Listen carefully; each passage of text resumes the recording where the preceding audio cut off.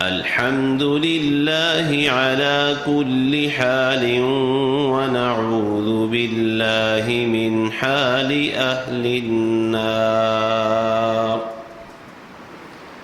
رب أعوذ بك من همزات الشياطين وأعوذ بك رب أن يحضرون. أعوذ بالله السميع العليم وبوجهه الكريم وسلطانه القديم من الشيطان الرجيم. النبي أولى بالمؤمنين من أنفسهم وأزواجه أمهاتهم وأولو الأرحام بعضهم أولى ببعض في كتاب الله من المؤمنين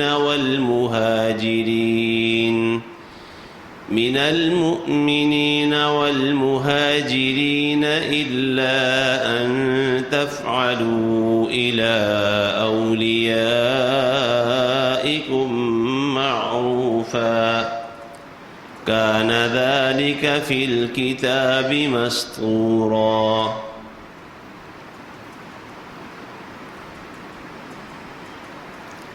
پیغمبر زیادہ حق رکھتے ہیں ایمان والوں پر ان کی جانوں سے بھی، اور ان کی بیویاں ایمان والوں کی مائیں ہیں، اور رشتہ دار ان میں سے بعض کے زیادہ نزدیک ہیں، بعض کے زیادہ حقدار ہیں اللہ کی کتاب میں. عام ایمان والوں اور مہاجرین سے بھی، الا یہ کہ تم اپنے دوستوں کے ساتھ کوئی بھلائی کرنا چاہو. یہ بات اللہ تعالیٰ کی کتاب میں لوح محفوظ میں پہلے سے لکھی ہوئی تھی. سورہ احزاب کی اس آیت میں کئی مسئلے بیان ہوئے ہیں. ہمارا موضوع ابتدائی دو باتوں کے ساتھ متعلق ہے. پہلی بات اللہ نے یہ ارشاد فرمائی کہ پیغمبر محمد صلی اللہ علیہ وسلم ایمان والوں پر ان کی جانوں سے بھی زیادہ حق رکھتے ہیں. صحیح بخاری کی مشہور حدیث ہے، سیدنا عمر فاروق رضی اللہ تعالی عنہ نے عرض کی کہ اللہ کے نبی، ساری دنیا سے زیادہ مجھے آپ کے ساتھ محبت ہے سوائے اپنی جان کے. تو آپ نے فرمایا عمر، جب تک اپنی جان سے بھی زیادہ محبت نہیں کرو گے مومن نہیں بنو گے. انہوں نے فوراً عرض کی کہ اللہ کے نبی، آج کے بعد میں آپ سے اپنی جان سے بھی زیادہ محبت کرتا ہوں. دیر نہیں لگائی، آپ صلی اللہ علیہ وسلم نے انہیں فوراً یہ خوشخبری سنا دی کہ تم اب مومن ہو، الآن یا عمر. تو نبی علیہ السلام کا حق سب ایمان والوں پر ان کی جانوں سے بھی زیادہ ہے. یہ جو اللہ نے بات فرمائی کہ نبی کا حق جانوں سے بھی زیادہ ہے، اس میں بھی کئی مسائل ہیں، لیکن سر دست ایک حدیث میں آپ کے سامنے رکھتا ہوں کہ نبی علیہ السلام نے یہ بات ارشاد فرمائی تھی کہ جب تم میں سے کوئی شخص فوت ہوتا ہے اور وہ کوئی جائیداد چھوڑ جائے تو اس کی جائیداد اس کے ورثاء کے لیے ان میں تقسیم کر دی جائے گی. لیکن اگر تم میں سے کوئی شخص ایسی حالت میں فوت ہو، پیچھے بچے ہیں اور وہ مقروض ہے، اس کے ذمہ قرض ہے، جائیداد نہیں چھوڑی، تو اس کا قرض میں ادا کروں گا، اس کا قرض میں اپنے ذمہ لیتا ہوں، میں ادا کروں گا. دونوں باتوں اور کیفیتوں پر غور کریں کہ اگر کوئی شخص فوت ہو اور جائیداد چھوڑے تو جائیداد اس کے ورثاء میں تقسیم کر دوں گا، اور اگر فوت ہو اس حالت میں کہ وہ مقروض ہے تو وہ قرض میں محمد اس کی طرف سے ادا کروں گا صلی اللہ علیہ وسلم۔ اور پھر آپ صلی اللہ علیہ وسلم نے قرآن مجید کی آیت پڑھی کہ اللہ نے فرمایا ہے النبی اولی بالمؤمنین من انفسہم، کہ نبی ایمان والوں کے ان کی جانوں سے بھی زیادہ قریب ہے۔ اس حدیث اور قرآن مجید کی اس آیت میں مناسبت یہ ہے کہ ایمان والے خود اپنے آپ پر اتنا رحم نہیں کر سکتے، اپنے آپ سے خود اتنی محبت نہیں کر سکتے جتنی محبت اللہ کے نبی کو ایمان والوں سے ہے، جتنی محبت اللہ کے نبی صلی اللہ علیہ وآلہ وسلم اور جتنا رحم محمد الرسول اللہ صلی اللہ علیہ وسلم ایمان والوں پر کر سکتے ہیں۔ اور اس سلسلے میں ایک مثال بھی دی نبی علیہ السلام نے، ایک الگ حدیث میں، اسی حدیث میں نہیں، اس کے علاوہ آپ نے پوری امت کو فرمایا تھا انا لکم مثل الوالد لولدہ، میں ساری امت کے لیے ایسے ہوں جیسے باپ اپنی اولاد کے لیے ہوتا ہے۔ باپ اپنی اولاد پر کیسے رحم کرتا ہے، یہ باپ سے ہی پوچھا جا سکتا ہے، اور اس کے لیے کوئی میرے خیال کے مطابق دنیا میں پیمانہ نہیں ہے جو ماں کے بتا سکے کہ باپ کو اپنی اولاد سے کتنی محبت ہوتی ہے یا ماں کو اپنی اولاد سے کتنی محبت ہوتی ہے۔ تاہم رسول اللہ صلی اللہ علیہ وسلم ہر شخص پر اس کے والدین سے بھی زیادہ مہربان ہے۔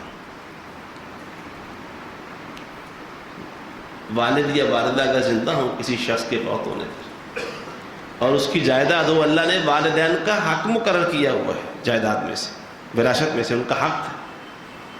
لیکن جس طریقے سے پیغمبر علیہ السلام نے سوچا اور سوچ سکتے تھے، کوئی والدین ایسے سوچ نہیں سکتے کہ آپ نے فرمایا کہ کوئی فوت ہو جائیداد چھوڑے تو میں اس کی جائیداد نہیں لوں گا، وہ اس کے ورثاء میں تقسیم کر دوں گا، اور ایسے حال میں فوت ہو کہ وہ مقروض ہے تو اس کا قرض میں ادا کروں گا۔ بات بڑی سیدھی سی نظر آتی ہے کہ اگر ایک شخص نے کسی کا قرض ادا کرنا ہے اپنے پاس سے تو اس کی جائیداد نہیں سنبھال سکتا کہ میں نے لوگوں کو قرض بھی ادا کرنے ہوتے ہیں لہذا جائیداد ہی مجھے دے دو، بھی ادھر میں نے دینا ہے ادھر سے مجھے لینا بھی چاہیے، نہیں، فرمایا میں ادھر سے لوں گا نہیں لیکن ادھر سے میں دیتا ہی رہوں گا۔ النبی اولی بالمؤمنین من انفسہم، جب پیغمبر علیہ السلام باپوں سے بڑھ کر امت کے بارے میں سوچتے ہیں تو ان کا حق ایمان والوں پر ان کی جانوں سے بھی زیادہ ہے۔ یعنی باپ اس طرح نہیں سوچ سکتا، اپنی اولاد کے بارے میں اس انداز میں سوچ سکتا ہی نہیں، ممکن بھی نہیں جس انداز سے محمد الرسول اللہ صلی اللہ علیہ وآلہ وسلم اپنی امت کے بارے میں سوچتے ہیں۔ اور آپ صلی اللہ علیہ وسلم کی ساری سیرت بھری پڑی ہے، قرآن بھی یہ کہتا ہے فَبِمَا رَحْمَةٍ مِّنَ اللَّهِ لِنْتَ لَهُمْ، اے پیغمبر آپ لوگوں کے لیے اللہ کی رحمت کی وجہ سے نرم ہیں۔ قرآن کہتا ہے عزیز علیہ ما عنتم حریص علیکم بالمؤمنین رؤوف الرحیم، مشکل میں تم پڑھتے ہو اور ادھر راتوں کو نیند نبی کو نہیں آتی، ایمان والوں پر رحم کرنے والے، تمہاری بھلائی اور خیر خواہی کے انتہائی حریص نبی علیہ السلام، وما ارسلناک الا رحمۃ للعالمین، جو سارے جہانوں کے لیے اللہ کی رحمت بن کر دنیا میں تشریف لائے۔ تو وہ باپوں سے بڑھ کر سوچتے ہیں، باپوں کو اپنی اولاد کے بارے میں اس طرح سوچنا آتا ہی نہیں جس طرح محمد رسول اللہ صلی اللہ علیہ وسلم اپنی امت کے بارے میں سوچتے تھے، لہذا ان کا حق زیادہ ہے، جانوں سے بھی زیادہ ہے۔ اپنی جان کی پرواہ نہ کرے مومن، نبی کی ذات، شخصیت اور ان کی بات کی پرواہ کرنی چاہیے صلی اللہ علیہ وآلہ وسلم۔ پہلی بات تو یہ ہو گئی اختصار سے کہ نبی علیہ السلام کا حق ہم پر ہماری جانوں سے زیادہ ہے، جانوں سے زیادہ ہے۔ اپنی جانوں سے اس بات کو اچھی طرح ہمیں ہضم کر لینا چاہیے، دل دماغ میں یہ بات ہمارے نقش ہونی چاہیے کہ نبی کریم صلی اللہ علیہ وآلہ وسلم کا حق ہمارے اوپر ہماری جانوں سے زیادہ ہے۔ جب جانوں سے زیادہ ہے تو پھر اولادوں سے بھی زیادہ ہے، کیونکہ اپنی جان سب سے آگے ہوتی ہے۔ جب جانوں سے زیادہ ہے تو ماں باپ سے بھی زیادہ ہے، جانوں سے زیادہ ہے تو اپنے گھر بار سے بھی زیادہ ہے، احب الیکم من اللہ ورسولہ وجہاد فی سبیلہ، سب سے زیادہ محبت ایمان والوں کو اللہ سے کرنی چاہیے، اللہ کے رسول صلی اللہ علیہ وسلم سے کرنی چاہیے، اور اللہ کے راستے میں جہاد کرنے سے کرنی چاہیے۔ باقی سب چیزیں ایمان والوں کے نزدیک کم تر ہونی چاہیے، وہ ہیچ ہونی چاہیے۔ کس سے کم تر اور ہیچ؟ اللہ سے، اللہ کے نبی سے، اور اللہ کے راستے میں جہاد کرنے سے۔ کیونکہ پیغمبر اپنے امت کے لیے کیا کیا قربانیاں دیتے رہے علیہ الصلوۃ والسلام، یہ ایک الگ سے آپ کی سیرت کا پورا ایک باب ہے۔ اور نبی علیہ الصلوۃ والسلام کیسے رحمت ہیں اور کس کس طریقے سے امت پر رحمت کی آپ نے، یہ الگ سے سیرت کا ایک باب ہے۔ تو جب یہ پتہ چلا کہ نبی علیہ الصلوۃ والسلام امت کے لیے باپ ہیں، آپ نے فرمایا کہ انا لکم مثل الوالد لولدی، تو پھر آپ لا محالہ آپ کی بیویاں یہ ایمان والوں کی مائیں قرار پاتی ہیں۔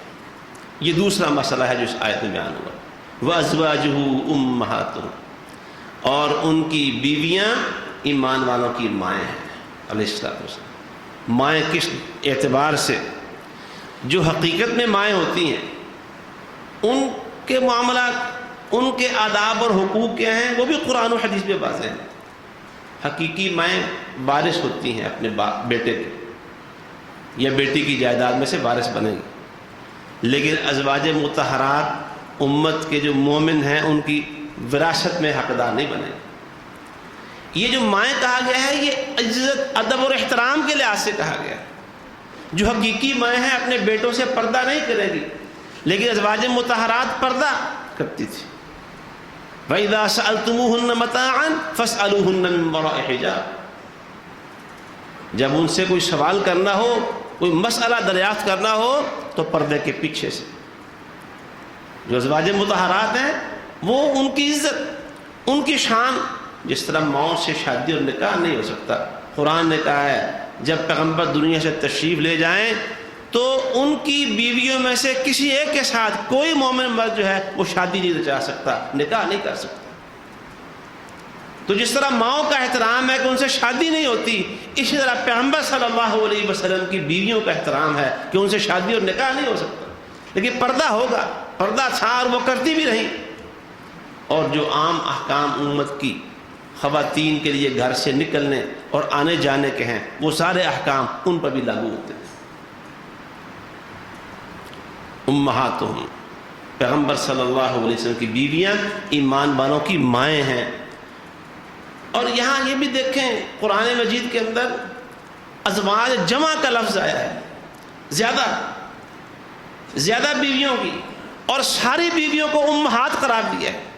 کسی ایک بیوی کا قرآن مجید میں یا کسی ایک حدیث میں استثناء نہیں ہے کہ ان میں یہ ایک فلاں تو ام المومنین ہو سکتی ہے باقی نہیں ہو سکتی، یا فلاں فلاں تو ام المومنین ہو سکتی ہیں فلاں فلاں نہیں ہو سکتی۔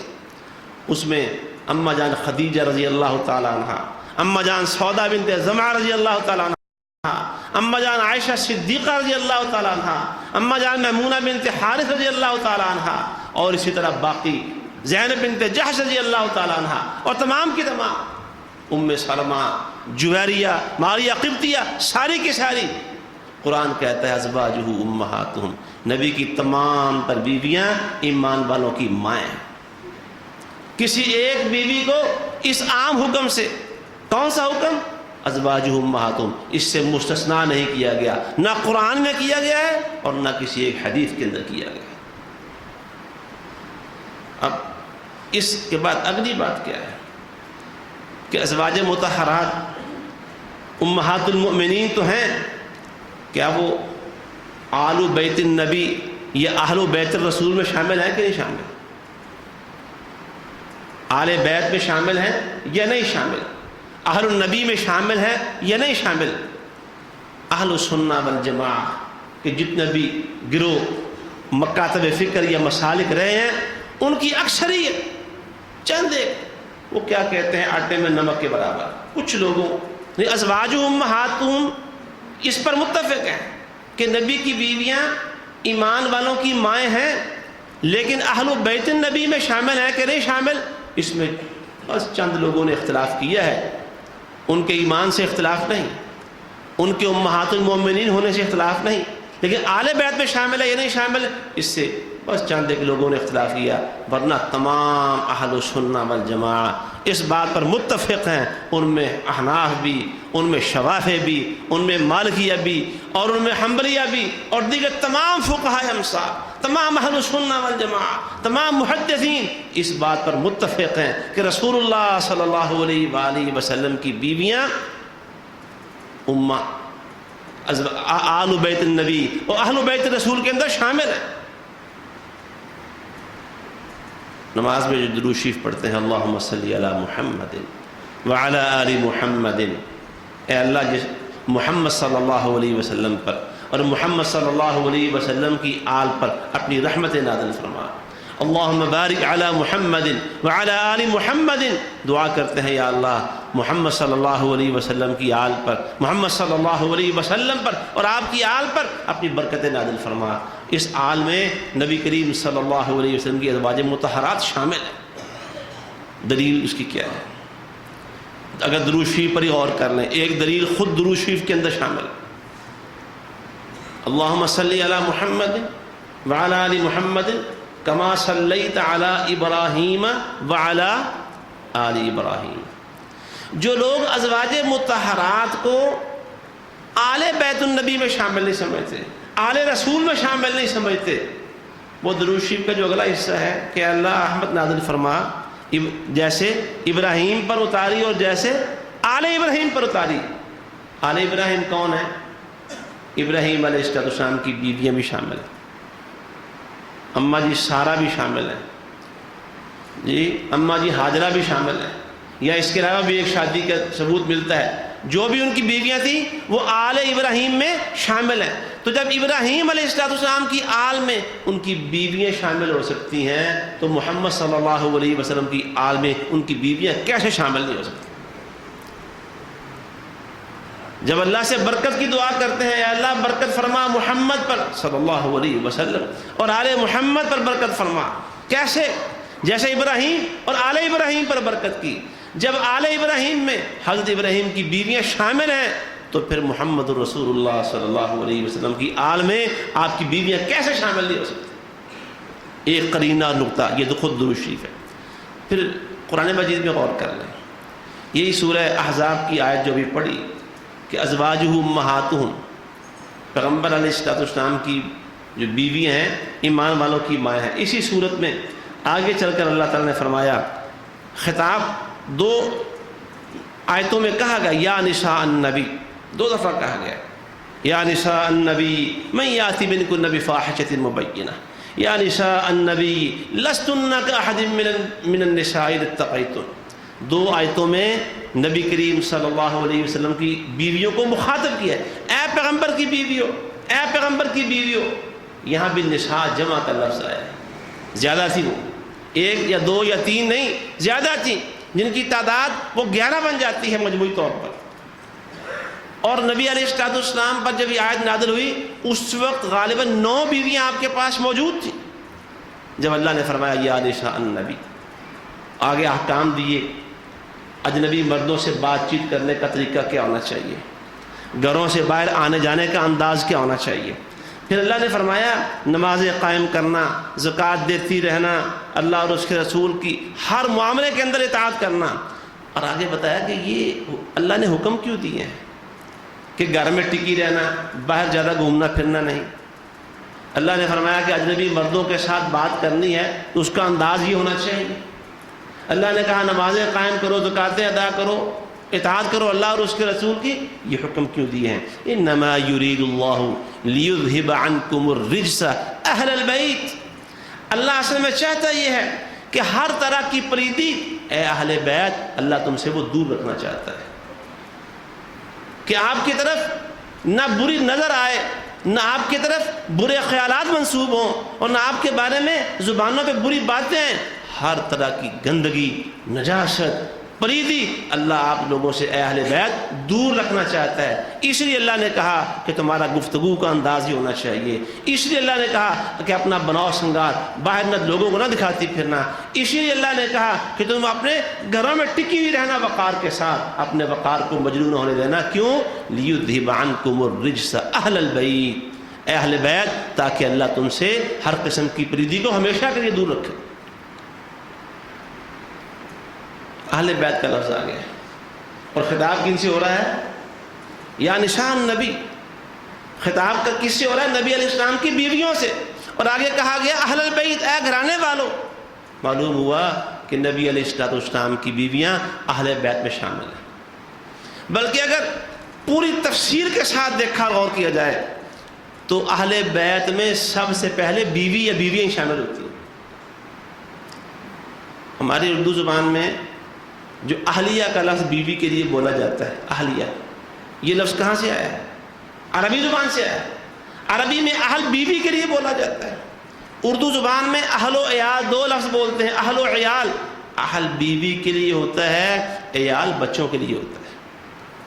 اہل و عیال کا مطلب ہوتا ہے بیوی اور بچے، تو اہل میں سب سے پہلے بیوی شامل ہوتی ہے یا بیویاں شامل ہوتی ہیں۔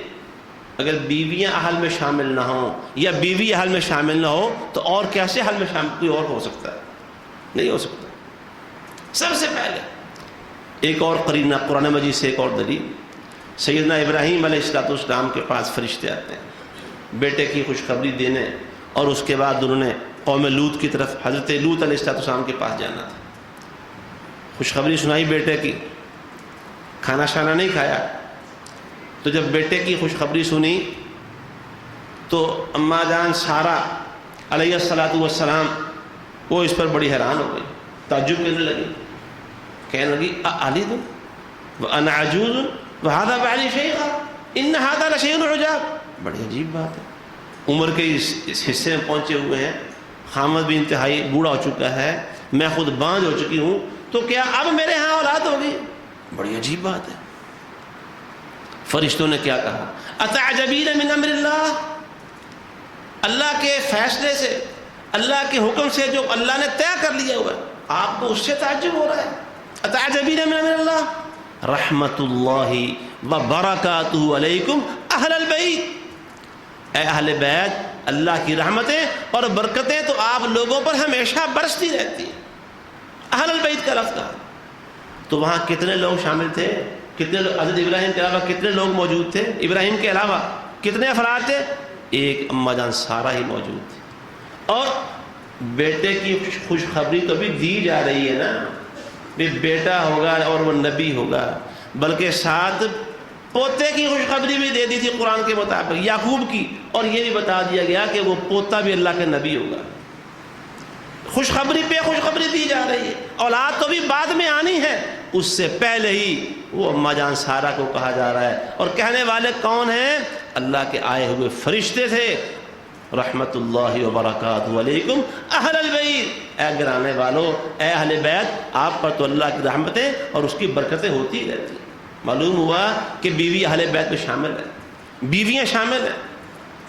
تیسرا قرینہ یا تیسری دلیل، فرشتے ابراہیم علیہ السلام کے پاس سے ہو کر آگے کہاں گئے؟ لوط علیہ السلام کے پاس، اور بتا گئے تھے سیدنا ابراہیم علیہ السلام کو کہ اللہ نے ہمیں قوم لوط کی تباہی کے لیے بھیجا ہے۔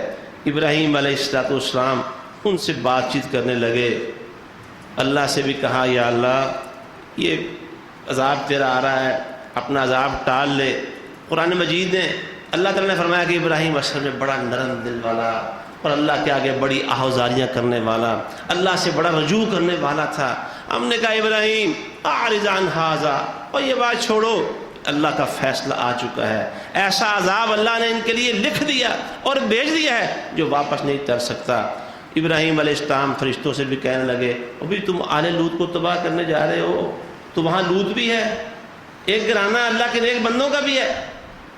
فرشتے کیا کہنے لگے جناب انا ارسلنا الی قوم مجرمین، ہم ایک مجرم قوم کی طرف بھیجے گئے ہیں، الا آل لوط، سوائے آل لوط کے۔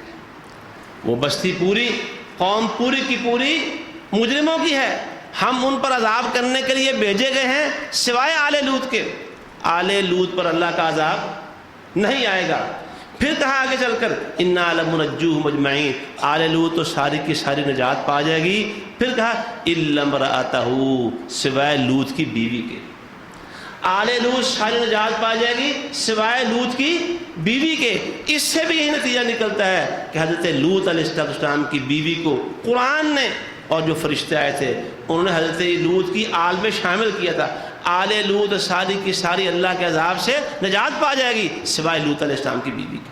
تو معلوم ہوا کہ بیوی آل میں شامل ہے, بیوی اہل بیت میں شامل ہوتی ہے. اور پھر ایک اور بات بھی یہاں نبی علیہ السلام کی حدیث سنیے.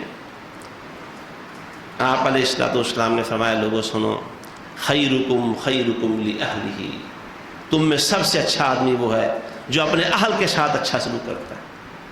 وَأَنَا خَيْرُكُمْ لِأَهْلِي, اور میں تم میں سب سے بڑھ کر اپنے اہل کے ساتھ اچھا سلوک کرنے والا ہوں.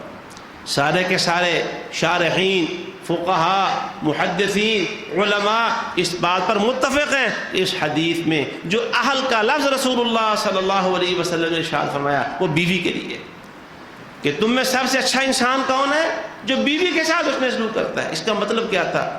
اور رشتہ دار گھر میں آ جائے نا تو کیفیت کیا ہوتی ہے, کئی دفعہ کہتا جی بٹھاؤں جگہ نہیں لگ دیتی, چال چڑھ گیا بندے نے بڑا, وہ میرا بھرا ہے, وہ میرے بھتیجے آ گئے ہیں, میری بہنیں آ گئی ہیں, بانجے بانجی.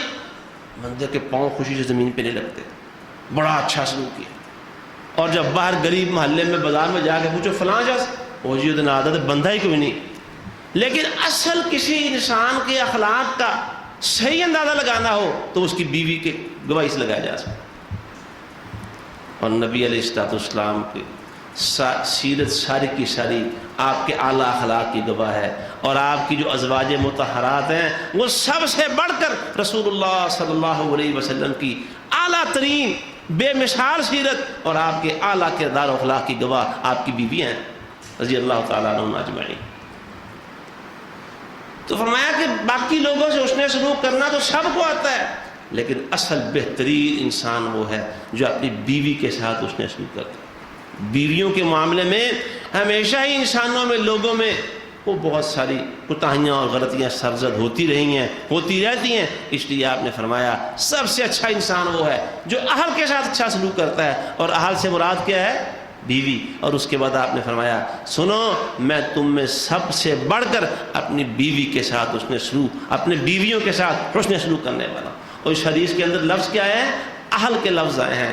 تو اہل النبی, اہل بیت النبی, اہل الرسول, آل بیت الرسول, آل بیت النبی میں رسول اللہ صلی اللہ علیہ وسلم کی بیویاں شامل ہیں, امہات المومنین ہیں, اور وہ آل بیت کے اندر شامل ہیں. لہذا اگر کسی کو اس بارے میں سوائے چھوٹے سے اختلاف کے جو میں نے عرض کیا پہلے کہ کچھ اہل علم ہیں جنہوں نے یہ سوچا کہ جو ازواج النبی ہیں وہ اہل بیت النبی میں شامل نہیں ہیں, لیکن ان کا یہ ایمان و یقین اور عقیدہ موجود ہے کہ وہ امہات المؤمنین ضرور ہیں. لیکن آج جو رافضی جو عقیدہ پھیلا رہے ہیں لوگوں میں, جس بات کو نشر کر رہے ہیں اور اپنی مجالس کے اندر جس معاملے میں وہ تبرہ بازی کرتے ہیں, وہ ازواج النبی صلی اللہ علیہ وسلم میں سوائے اما جان خدیجۃ الکبریٰ رضی اللہ تعالیٰ عنہ کے باقی سب کے وہ امہات المؤمنین ہونے سے بھی انکاری ہیں اور ان کے آل بیت النبی میں شامل ہونے سے بھی انکاری ہیں. لیکن الحمدللہ ہمارا اہل السنہ والجماعہ, اہل الحدیث, محدثین کا, سب کا, پوری امت کا اس بات پر اتفاق ہے کہ ازواج النبی صلی اللہ علیہ وسلم یہ ہماری مائیں ہیں, وہ امہات المومنین ہیں, اور ان کو جو شان, عزت, مرتبہ اور مقام اللہ نے عطا فرمایا رسول اللہ صلی اللہ علیہ وسلم کی زوجیت کی وجہ سے ہم سارے اس مرتبہ اور مقام کو تسلیم کرتے ہیں اور انہیں اپنی مائیں قرار دیتے ہیں. اور اس کے ساتھ ساتھ وہ آل بیت النبی میں شامل ہیں, اس میں شامل ہونے کی وجہ سے ان کے جو اعزازات اور مقامات ہیں ہم انہیں تسلیم کرتے ہیں. رہ گیا مسئلہ کہ اس کے علاوہ آل بیت النبی میں کون کون شامل ہیں, اور اس سے پہلے یہ بھی کہ جو ازواج مطہرات ہیں ان کی الگ الگ شان، فضیلت، مقام یا خصوصیات کیا ہیں، اس پر کچھ نہ کچھ روشنی آئندہ خطبات کے اندر ڈالی جائے گی۔ اللہ سبحانہ و تعالی ہمیں ازواج المطہرات امہات المومنین سے صحیح محبت کرنے کی توفیق عطا فرمائے، جیسے اللہ کا مطلوب اور قرآن مجید کا مقصود ہے۔ وآخر دعوانا ان الحمد للہ رب العالمین۔